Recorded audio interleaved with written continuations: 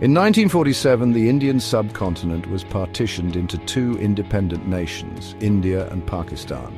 Pakistan, with its two wings separated by thousands of miles of Indian territory, was a unique experiment in nation-building based on shared religion, Islam.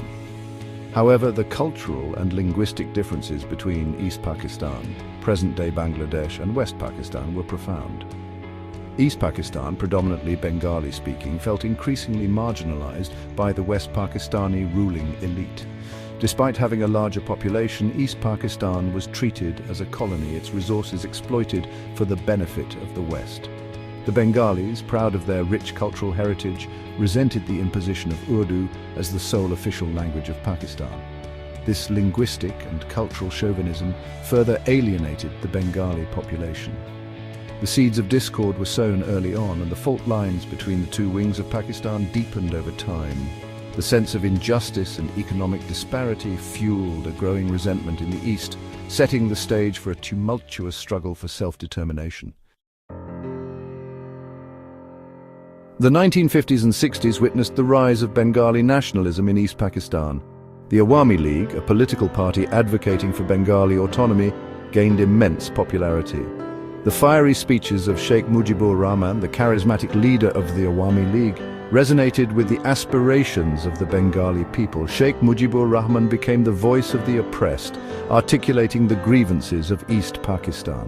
He demanded greater political and economic rights for the Bengalis. The demand for autonomy gained momentum, challenging the very foundation of a united Pakistan.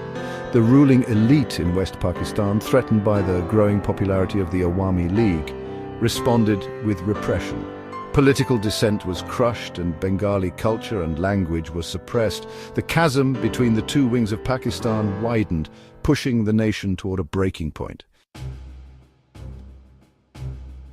The 1970 general election in Pakistan proved to be a watershed moment in the country's history. The Awami League, led by Sheikh Mujibur Rahman, won a landslide victory, securing a clear majority in the National Assembly. The election results reflected the overwhelming desire of the Bengali people for self-determination. However, the West Pakistani ruling elite, unwilling to cede power, refused to accept the results. The Awami League's victory was annulled, and talks of a political settlement were met with intransigence. This blatant denial of democracy ignited widespread protests and unrest in East Pakistan. The streets of Dhaka, the capital of East Pakistan, erupted in anger. The Bengali people, denied their democratic rights, felt betrayed and humiliated. The stage was set for a confrontation that would change the course of history. On the night of March 25, 1971, the Pakistani military launched a brutal crackdown on the unarmed Bengali population, codenamed Operation Searchlight. The operation, characterized by its ruthlessness and barbarity, aimed to crush the Bengali resistance movement and silence any calls for autonomy.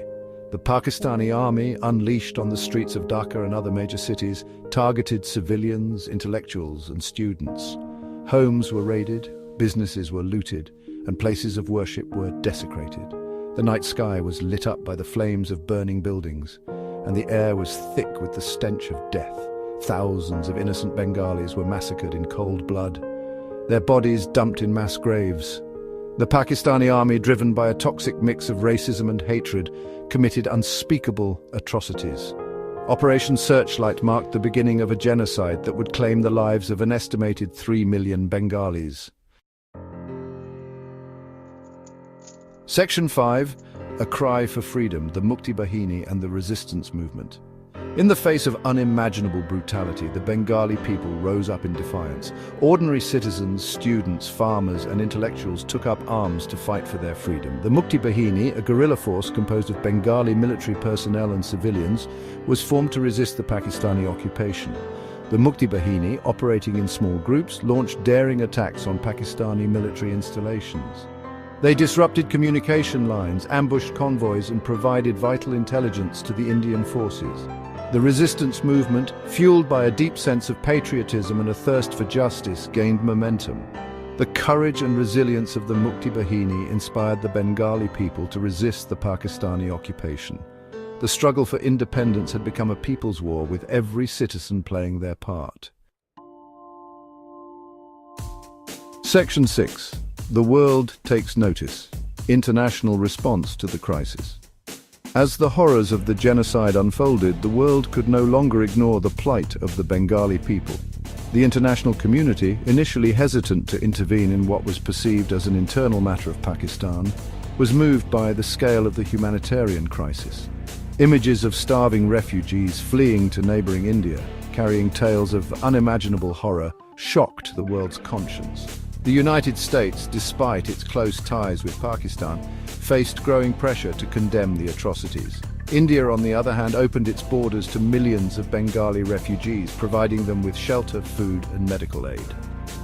Prime Minister Indira Gandhi, deeply moved by the plight of the refugees, became a vocal advocate for the Bengali cause on the international stage. Section 7. India's intervention, a turning point in the war.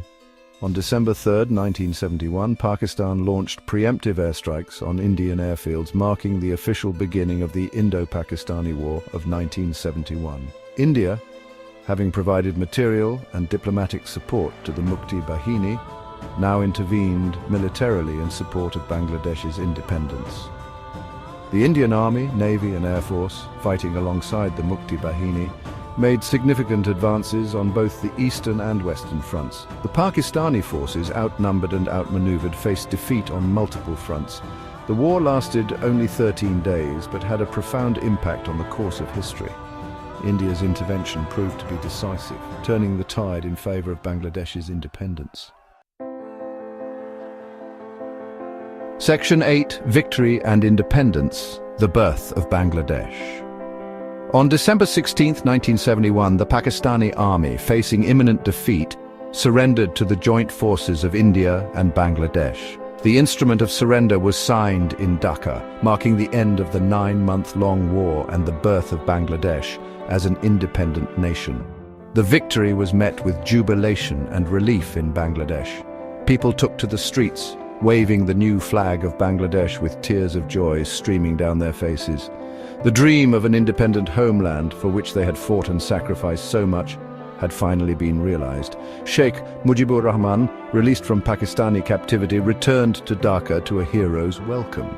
He became the first Prime Minister of Bangladesh, tasked with the daunting challenge of rebuilding a nation ravaged by war. Section 9. Legacy of a Struggle, Bangladesh, after 1971. The birth of Bangladesh was a testament to the indomitable spirit of the Bengali people. The War of Liberation, though short-lived, left an enduring legacy on the nation's psyche. The sacrifices of millions of martyrs served as a constant reminder of the value of freedom and the importance of safeguarding human rights. Bangladesh, in the decades following its independence, has faced numerous challenges, including political instability, poverty, and natural disasters. However, the nation has also made remarkable progress in areas such as poverty reduction, education, and healthcare. Today, Bangladesh stands as a vibrant democracy, a testament to the resilience of its people and the enduring power of the human spirit in the face of adversity. The legacy of the 1971 Liberation War continues to inspire generations of Bangladeshis to strive for a more just and equitable society.